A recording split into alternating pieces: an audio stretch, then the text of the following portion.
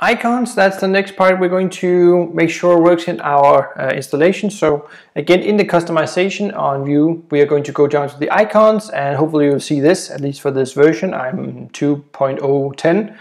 And just scroll down a bit till you get to this point where you have this npm install icon design, this one.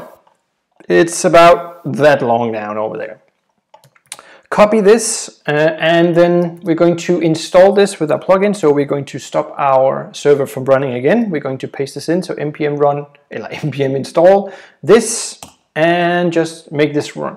And while this is installing, the next thing we need to do is we need to import this CSS where all these icons are into our Vueify file, so it actually knows how to use them and how they are styled. So these are SVG icons, so they will scale perfectly since they're scalable vector graphic.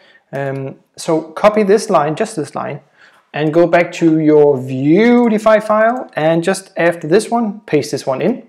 Click save, and let's do an npm run serve again, and hopefully everything runs as it should.